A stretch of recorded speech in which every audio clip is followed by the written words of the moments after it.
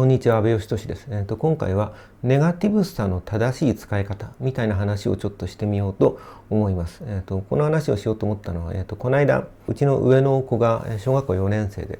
塾なんかに行き始めていて、最近通うようになったその塾にまだ通い始めなんで、ちょっと付き添ってあげたりしてるわけですよ。2人で自転車で乗って塾の近くまで行って、子供は塾に行って、僕は喫茶店で、1時間半ぐらい時間潰して、でまた自転車でその迎え行って帰ってくるみたいなことを、ここ何週間か、やっていて、でこの間、ちょっと遅れそうになって赤信号で止められて、その時に子供がついてないってぶつくさ言ってたんで、その時になんとなく青信号ですんなり通れるっていう方を当たり前のことだって思っちゃってるから、赤で止められた時についてないって気持ちになっちゃうんで、むしろ赤信号でちょっと止められるのが当たり前だぐらいに思っておくと、ついてないっていうことがなくなる。赤信号で止められたら当たり前のことで、青信号ですんなり通れたらすごいラッキーと思えばいい。そうするとその信号に関して普通のこととラッキーなことの2種類しかなくなる。でその方がずっと気楽でいいよって話をしていて、子供はその時ふーんって言ってたんだけど、翌週また一緒に走ってる時に赤信号で止められて、その時にこれ普通なんだよねっていうふうに言っていて、先週なんとなく話したことをちゃんと覚えててくれたんだなと思ってちょっと嬉しくなったりして、でその時にふと思ったのは、自分はもともと今の子供と同じように、運が悪いことが起きた時に不運だって思っちゃうタイプのちょっとネガティブな、タイプの人間で、でもどっからか今言ったみたいに幸運な出来事に期待をしない、期待値を上げないっていう習慣を身につけていて、それによってついてないって言ってぶつくさ言うようなことが全くなくなって、で、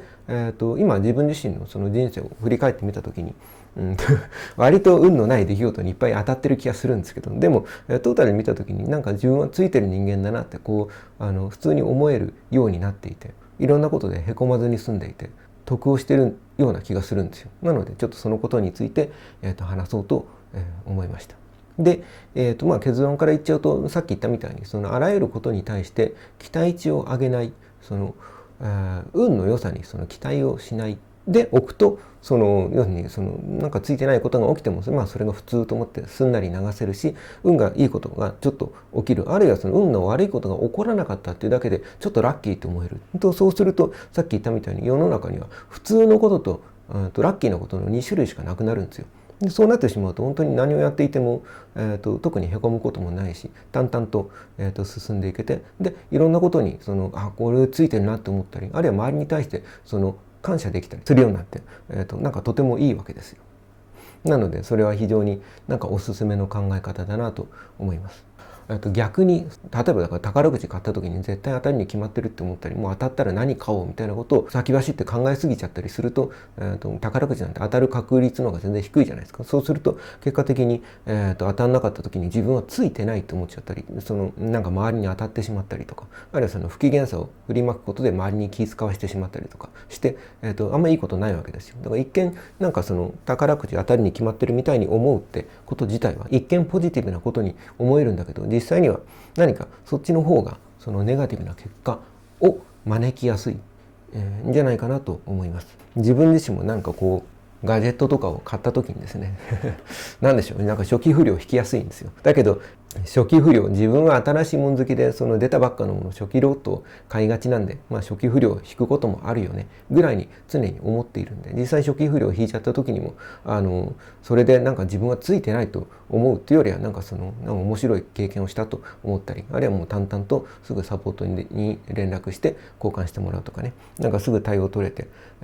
そこで何かへこむようなことはないわけですよ。それは変に期待値を上げていないっていうことで、期待値を下げている状態が当たり前のことだって思っておくと、大体ハッピーに生きられますよっていうことですね。でこれ自体は何て言うかな、よく聞くような話じゃないかと思うんですよ。で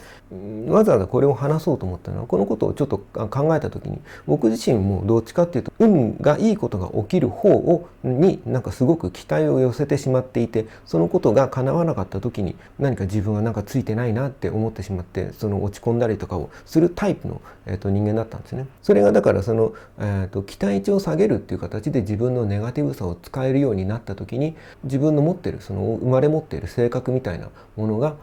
逆に武器になって強みにできるようになったんじゃないかなと思うんですよ。で、そこに至るまでのプロセスを、考えた時にわざわざこの話をちょっとしようと思ったのは、これを言葉でこう説明するとこれ自体はすごく、簡単な話に思えるんですけど、実際に、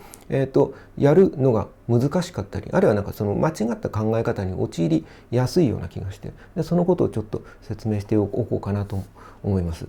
一個はその自分はどうせついてないとか、どうせうまくいかないとか、そういうふうにあらかじめ思うっていうことじゃないんですよね。その期待しない、周りに期待しない、あるいは自分に運がいいことが起きることに期待しない、そっちを当たり前だと思わないっていうことで、どうせ自分なんてっていうふうになんかそのいじけた考え方を持ってって話じゃないんですよ。なんか似てるんだけど、それは全然違うことで、例えば何かに挑戦しようと思った時に、初めてやることなんだからうまくいかなくて当たり前だよねって思っておけば、何かに挑戦する時に失敗したらどうしようって逆にくよくよする必要がなくなって、要するに何回か失敗するのは当たり前だよね、だって初めてやることなんだからっていうふうに思っておけば、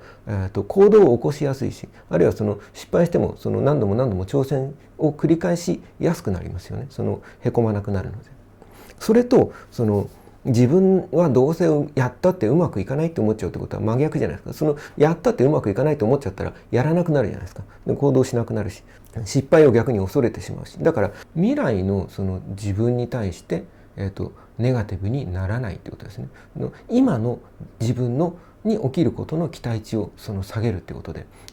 未来に対して期待値を下げてしまうと未来に希望がなくなって何もしなくなっちゃうんで、逆に現在を下げておくと未来が今よりも良くなる確率が上がるじゃないですか。そういうことなんですよ。なので、そこを間違えないでほしいなということと、あと今言った説明はなんか言葉にするとすごく簡単なことに思えるんだけど、期待値を下げた状態が当たり前のことだと思うっていうのはそう思えるようになるのはなかなか難しいことで、つまりさっきの例えで言えば赤信号で止められるかもしれないっていうふうに今期待値を下げている状態だからっていうふうに自分でそのことを自覚しちゃっていると、結局期待値を下げているんだからっていうふうに思っちゃってることで期待値がうまく下がらないわけですよ。それが当たり前だって思うってことと今期待値を下げているって思うってことは説明が難しいですけどちょっと違うんですよね。なので自分もどっかのタイミングでそれがなんか自己暗示をしっかりかけられるようになったというか、期待をしないってことが本当に期待をしない、今期待をしてないからねっていうふうに自分に思い込ませようとしているんじゃなくて、もう期待をしていないっていうふうに当たり前に思えるように、なったタイミングがあるんですよね。自分の経験で言うと、絵に関することで自分は19歳の時に絵を始めて、その時に自分は内向的な人間で、なんか空想癖のあるような人間で、何かいろんなことやってもうまくいかなくて、なんか絵を描く時にこれがなんか自分にとってのなんか最後のなんか頼み綱みたいな、気持ちが非常にあって、なので心のどっかで漫画の主人公みたいに自分には隠された才能があって、それがまだ目覚めていない才能が絵の中で開花して、ぐんぐん人よりうまくなるのが早くてプロの絵描きになれるんじゃないかみたいな、結果的に今プロになったんですけど、その当時はそんなような甘い期待を持って絵を始めて、でその結果、僕はちょっと他に類を見ないぐらい容量が悪くて下手で、どっかで話したっけな、美術系の予備校に通って20歳の時に、だから年齢で言ったら19歳の時に始めたから1年目ですけど、実際に年齢で言ったらもう2浪生なわけですよ。大学受験っていう、意味で言ったら、その時に予備校の全国コンクールやってビリから8番目かな、なんかそのぐらいだったんですよ。中学3年生とかで今日初めて予備校のやつに挑戦してみて、いわゆるモチーフをテーブルの上に並べて静物を着彩するみたいな課題を初めてやりましたみたいな子がいっぱいいる中で、20歳の自分が混じって書いていて、2浪で言ったら当然真ん中より上っていうかだいぶ上位にいて当たり前のところで、僕一人がビリから8番目でもう先生ももう何も言えなくなるぐらい下手でですね、結果的にだから僕はとてつもなくあんま才能って言い方好きじゃないですけど、だから容量が悪くて伸びが遅かったんで、現実に期待をすることができなくなってですね、その結果的に自分に期待をせずに、現実を見ることができるようになって、そのことが何か後々のその成長につながっていったりしたんですけど、そこまでの経験をできる人はなかなかいなくてですね、あるいはだから自分はその時に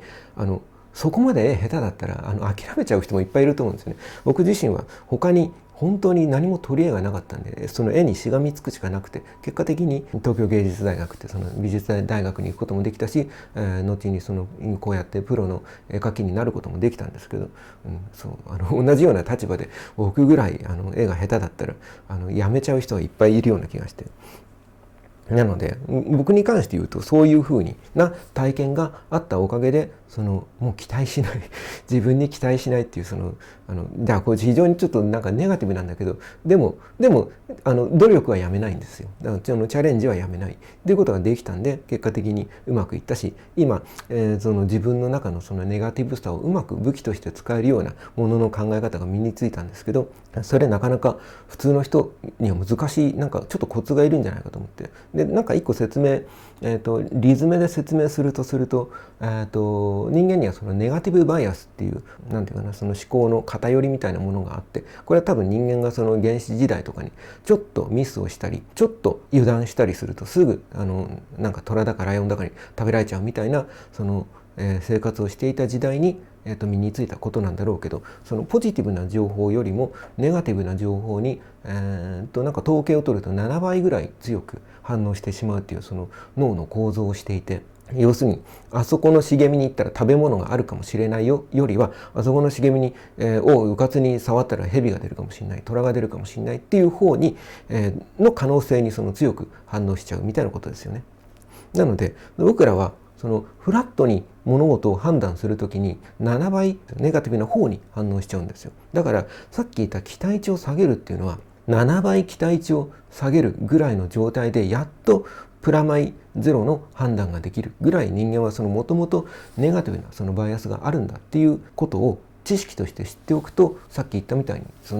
期待値を今下げてるからっていうふうに考えるんじゃなくて、期待値を下げている状態が当たり前なんだっていう心の状態に行きやすいんじゃないかと思って、なのでちょっと説明をしようかなと思ったんですよ。